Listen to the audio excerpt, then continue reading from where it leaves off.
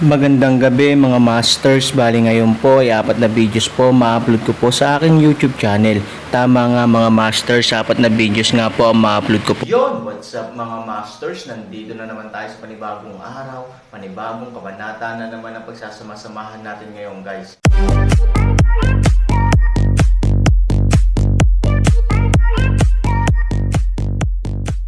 Bali mga masters, kung bago ka pa lang po sa aking YouTube channel, please click the subscribe button, lalong-lalo na po yung notification bell guys, para maging connected pa rin tayo sa isa't isa at maging updated kayo sa mga susunod ko pang video. Bali mga masters, bago natin umpisahan ng kwento ay mag-shoutout po muna tayo para sa mga solid nating tagapakinig. Shoutout kay Robert Tolentino at shoutout kay Thunder Valenciayo. Yun na nga mga masters, no? Bali hindi na ito patagalin. In 3, 2, 1, let's go! Mga master, magbabalik tayo sa pag-upload ng 4 na videos everyday simula ngayon araw. Salamat sa solid na pagsuporta mga master. Kabanata 3,626 hanggang 3,630. Natigilan si Ivory sa mga salita ni Aaron.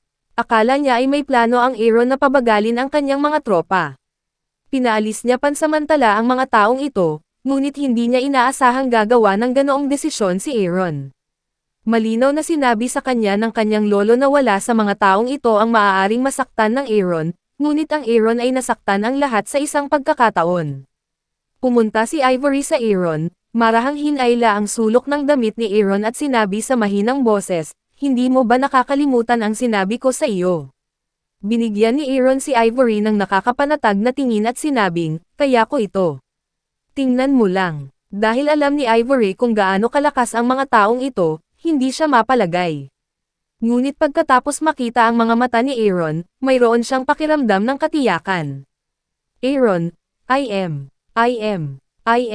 Matapos silang i-reject ng Aaron, isa-isa nilang i-report ang kanilang mga pamilya. Para sa mga ordinaryong tao, ang pagkakakilanlan at background na pinag-usapan nila ay may tiyak na kapangyarihang humadlang. Maging si Daw 12 ay hindi napigil ang baguhin ang kanyang mukha. Sa mata ng mga ordinaryong tao, ang mga taong ito ay halos pinakamataas. Ngunit isipin ang tungkol sa pagkakakilanlan ni Aaron, magiging masaya ang Daw 12.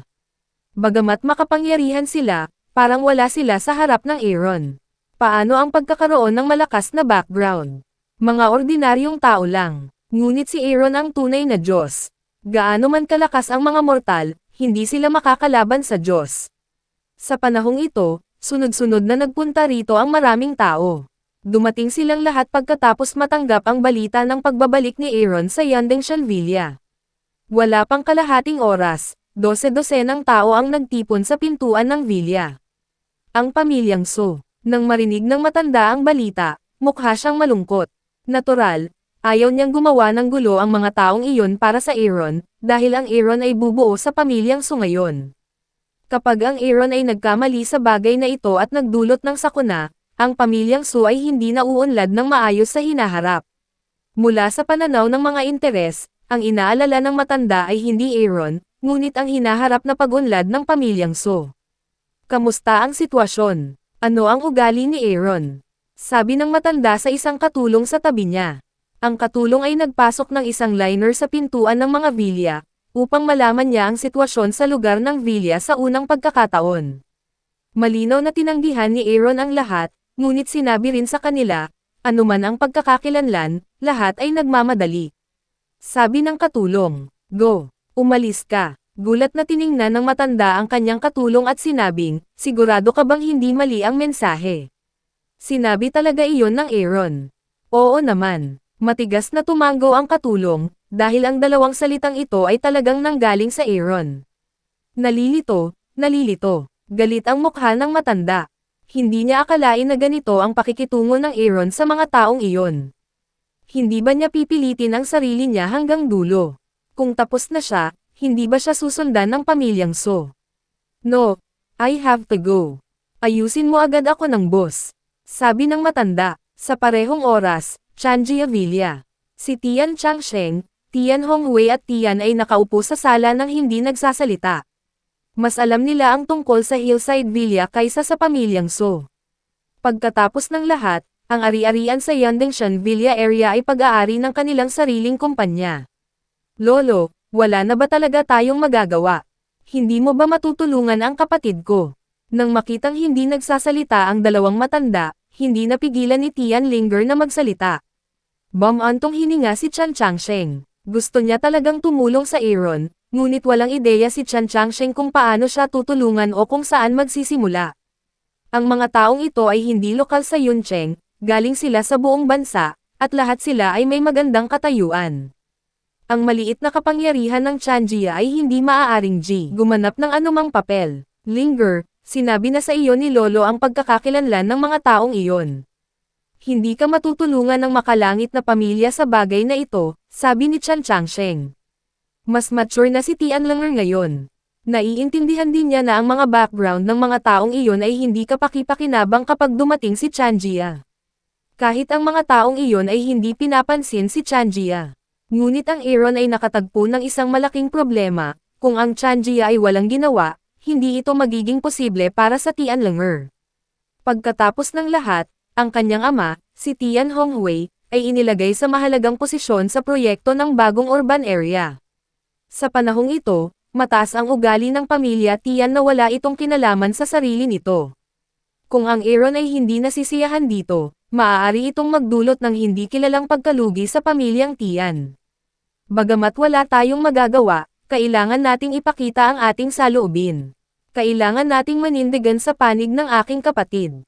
Kung hindi, kapag hindi tayo kasama sa bilog ng aking kapatid sa hinaharap, natatakot ako na si Changjia ay walang posisyon sa Yuncheng. Sabi ni Tian Linger, likas na naiintindihan ni Chan Changsheng ang katotohanan ito. Ang Cloud City ngayon ay ang status quo na ng Fengchen. Hayaan mo na si Changjia, kahit na ang lahat ng mga negosyante sa Cloud City ay magkapit-bisig, hindi sila makakagawa ng anumang banta sa Fengchen. Ang bagong urban area, na siyang tunay na economic core, ay nasa kamay ni Fengchen. Si Tian Hongwei, na matagal nang nanahimik, ay may iba't ibang ideya sa kanyang puso. Hindi siya natatakot na ang Aaron ay hindi masiyahan kung hindi siya magpapakita dahil sa kanyang paningin, ang Aaron ay napakahirap na malampasan ang kahirapan na ito. Kapag nagtitipon-tipon ang daan-daang kilalang tao, paano lalabanan ng Aaron ang puwersang ito? Maliban kung kaya niyang pagalingin ang lahat, maaaring makatakas siya, ngunit paano niya magagawa ang mga bagay na ito? Ayon sa kaalaman ni Tian Hongwei, karamihan sa mga taong ito ay mga mortal na sakit.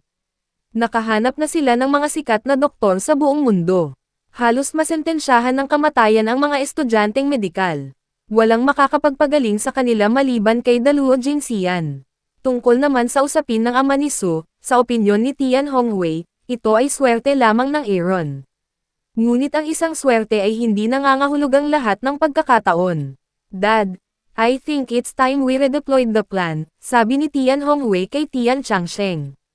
Anong plano? Tanong ni Tian Changsheng. Sa palagay ko, ang Aaron ay tiyak na mapapahamak, at ito ay isang magandang pagkakataon para sa amin upang isama ang Fengchen. Hanggat makuha namin ang kontrol ng Fengchen, ang bagong urban area ay magiging aking tahanan, at hindi namin kailangang tumingin sa mukha ng sinuman sa hinaharap. Sabi ni Tian Hongwei. Bagamat tila siya ay nasa mataas na posisyon bilang pinuno ng proyekto, siya ay nasa ilalim ng kontrol ni Bruce Lee. Ito lang ang dahilan kung bakit hindi nasisiyahan si Tian Hongwei. Dati si Bruce Lee ay isang lokal na ruffian, isang maliit na gangster, ngunit ngayon, kailangan niyang sumakay sa kanyang ulo at sumigaw, na ginagawang hindi nasisiyahan si Tian Hongwei sa mahabang panahon. Ngayon ay may pagkakataong ibagsak ang Aaron, na isang magandang pagkakataon para sa Tian Hongwei. Ano ang sinasabi mo? Alam mo ba kung gaano kalakas ang enerhiya ng Aaron? Alam mo ba kung ano ang umaasa sa Fengchen Commercial Building? Kahit lunukan mo ang Fengchen, paano mo matitiyak na ang Fengchen Commercial Building ay maaaring kumita? Galit na sinaway ni Tian Hongwei ang isang paraan. Ang Fengchen Commercial Building ay hindi lamang isang gusali. Ang pinakamalaking halaga nito ay nasa mga kontak ng Aaron. Kung ma-accident ang Aaron, hindi alam kung ang mga first line na brand sa mundo ay makapasok sa Fengchen Commercial Building. Kung hindi, ang Fengchen Commercial Building ay isang abandonadong gusali lamang, na hindi maaaring lumikha ng anumang halaga. Tai, May tiwala po ako na kakayanin ko ng maayos. Sabi ni Tian Honghui. Kumpiyansa. Isang malamig na ngiti ang ibinigay ni Chan Changsheng at sinabing, "Okay, sabihin mo sa akin ang tungkol sa plano mo. Gusto kong malaman kung saan nagmumula ang iyong pagtitiwala. Bibisitahin ko ang mga taong namamahala sa mga sikat na tatak. Basta ito ay kumikita, hindi ako naniniwala na hindi sila nakikipagtulungan." Sabi ni Tian Honghui. Ngumisi si Tian Changsheng. Ang ganitong uri ng mga salita mula sa bibig ni Tian Honghui ay nagpapakita lamang na siya ay masyadong walang muwang at ignorante. Sa simula, ang mga pinuno ng tatak na iyon ay nagkusa na lumitaw sa Yuncheng at nakipagtulungan sa Fengchen. Ang lahat ng ito ay dahil sa Aaron at ang bahagi ng tatak ay nagbigay ng Aaron na mukha. Kung wala ang Aaron, paano mabibigyang pansin ng mga taong iyon ang mga komersyal na gusali sa ika-18 na antas ng mga lungsod? Ano ang kanyang Tian Honghui? Yung brand leaders ba na makikita niya kung gusto niya? Such a big man, is his psychology immature? Do you think it's because of his interests that he has reached a cooperative relationship? Galit na sabi ni Tian Chang. Kinuha ni Tian Honghui ang negosyo ni Chan Jia, at ang kanyang buhay ay halos hindi dumanas ng mga pag-urong, kaya naisip niya na ang mga bagay ay kadalasang napakasimple.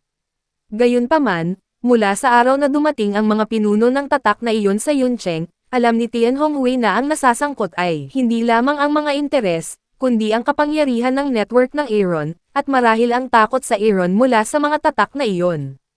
Kung walang Aaron para sa proyekto ng bagong urban area, ito ay ganap na imposibleng makamit. Pamilya lang ng langit, hindi ito kalokohan. Dad, ayaw mo bang maniwala sa akin minsan? Sabi ni Tian Honghui. Minamaliit mo pa ang Aaron. This time, I can bet my life and family. Siguradong magiging maayos ang Aaron. Nakakatakot talaga ang pagkakakilanlan ng mga taong nasa mesa.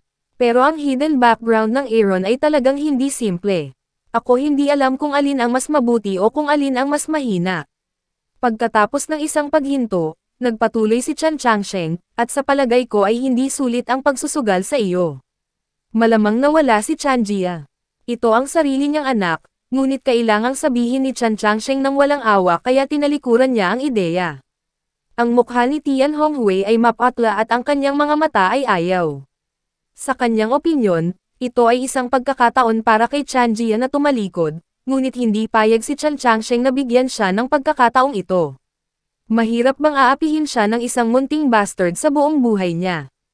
Binabalaan kita, huwag kang magulo, kung hindi, itataboy kita sa langit, sabi ni Chan Changsheng. Huminga ng malalim si Tian Honghui, kinagat ang kanyang mga ngipin sa likod at sinabing, "Tay, hindi ako magpapaligoy-ligoy kung wala ang utos mo, ngunit umaasa pa rin akong mapag-isipan mo ang aking plano." Ang pagkakataong ito ay isang magandang pagkakataon para kay Chan Jia. Kung makaligtaan mo ito, huli na para maunahan ka ng iba. Sa isang mahinang ngiti, sinabi ni Chan Changsheng, "Gusto kong makita kung sino ang maglakas loob na mamuna." Hindi nila kayang bayaran ang kinalabasan. Yun na nga mga masters, no? Bali panibagong kabanata na naman yung natapos natin ngayong gabi. Muli, maraming salamat po.